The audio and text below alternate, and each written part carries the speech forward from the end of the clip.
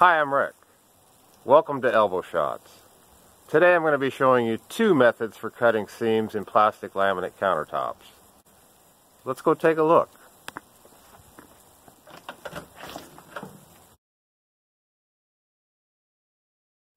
What do you do when you have more countertop than you have laminate?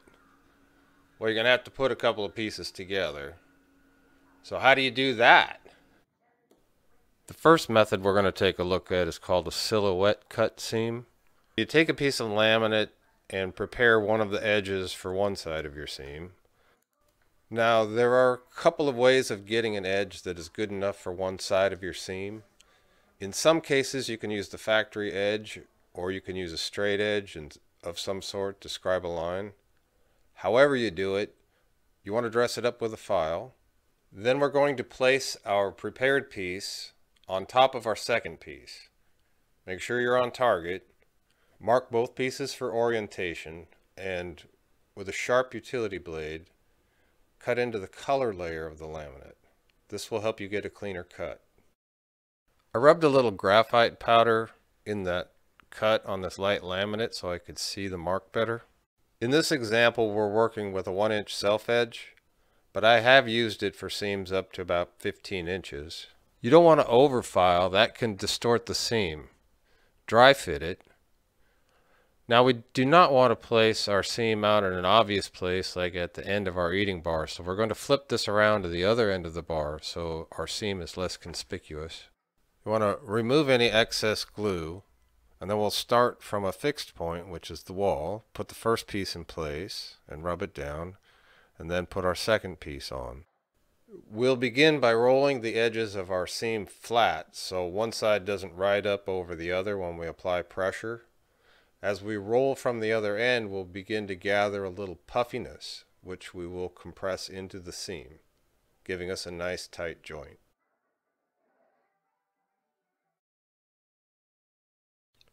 So the second method of cutting a seam in plastic laminate that I'm going to show you is to clamp your pieces to a seaming board and use a router to cut both pieces at the same time.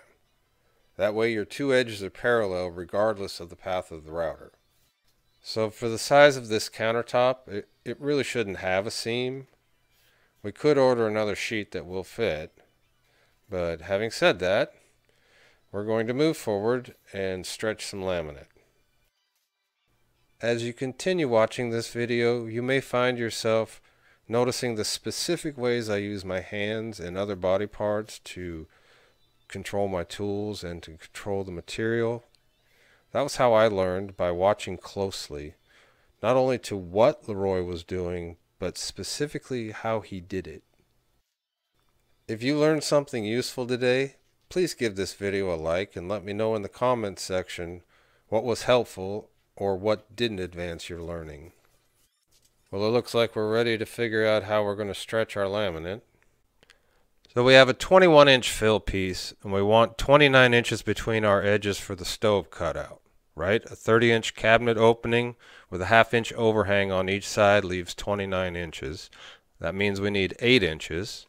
For the sake of symmetry and separation, I'm going to use the full 21-inch piece and use 4 inches from each of the two larger pieces. Also, we need to allow an additional 1/2 inch for the path of the router bit. So I'm going to mark it at 4.5 inches with a more obvious mark. I'm using my shears as weight to hold the laminate flat for more accurate measurements.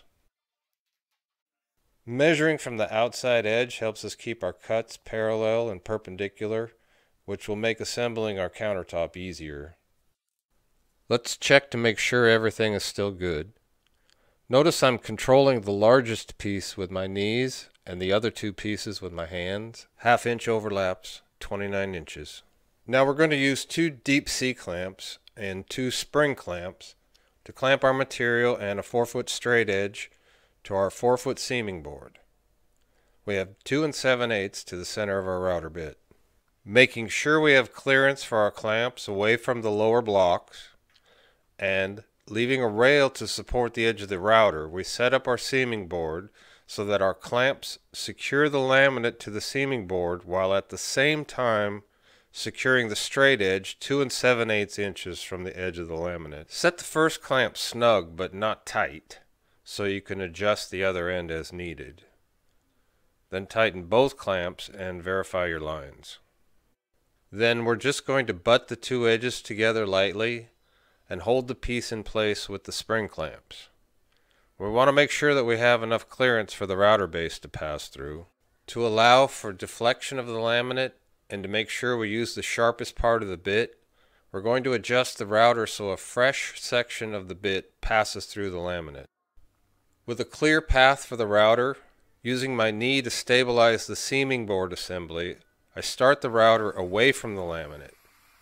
Keeping the router firmly against the straight edge, pull the router through the laminate in a continuous motion. Now, we want to deburr our edges. For the backing, we will use the double cut or coarse side of the file, and for the face of our seam and top edge, we'll flip it over and use the single cut or fine side. And we'll do the same with the other piece. Now, let's take a look at that from a different angle. We will clamp our straight edge and laminate to the seaming board, measuring 2 7/8 inches from the laminate edge to the straight edge, leaving a rail to support the router base. Set the first clamp snug but not tight so you can adjust the other end as needed. Tighten both clamps and verify your lines. Butt the two edges together lightly and hold the piece in place with the spring clamps. Let's check our clearance. Now I have room to move this clamp closer, which will help stabilize the seam edge as we're cutting it. We'll start the router away from the laminate. You can see here our bit is centered between the two pieces. Keeping the router firmly against the straight edge, I pull the router through the laminate in a continuous motion. Then we'll file the edges like we did before. I'm using my straight edges to hold the sheets flat while I dry fit everything in place. I verify my overhangs. Everything looks good. Now I can fit it to the wall and spread my adhesive. After about 20 minutes, we make sure no debris got trapped in the glue. Then we lay down our blind slats. Make sure we don't have any adhesive on the face of the laminate along the wall edge. Then we want to clean all of the adhesive out of our seam edges. We'll begin at the wall edge, which we've already fitted to the wall, and then keeping the bow that we have created in the laminate parallel to the wall, set the seam edge. Then we bring in our fill piece, clean its edges and set them, lightly butting to the first piece. And then we'll bring in our third piece, clean the seam edge, and line it up with the fill piece. You may need to go to the other end to get leverage to align your piece. You may even need to release it from the adhesive and go to the other end to get leverage to align your piece. Now that we have our pieces in place, I use an acrylic latex caulk, matching the color of the laminate as close as possible, of course, and shoot some into the seam and then work it in. Make sure your fingers are clean so you don't contaminate your filler. And wipe down any excess. First, we'll roll it along the seams so they lie flat under pressure. Then, starting from the middle, remove the slats and press downward and outward to create compression at the seams. Roll it down. Now, these seams have enough pressure already, so we don't want to add any more. So we're going to work the fullness away from the seam. Now, we have an away from motivation here. Beginning from the seam, pull the slats out, broom it by hand, and roll it, all with the intention of moving that fullness away from the seam. We'll do the same on the other side. Pull the slats and broom it out by hand. Sometimes when you're placing your sheet, your slats can become dislocated, so you may not see it, but you can definitely feel it. Then we roll the field and roll our edge down. Follow these steps and you can get professional results like I do.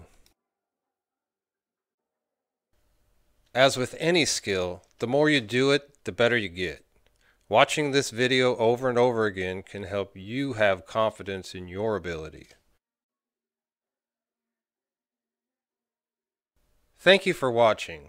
Please like, share, subscribe, and hit that notifications bell. See y'all later.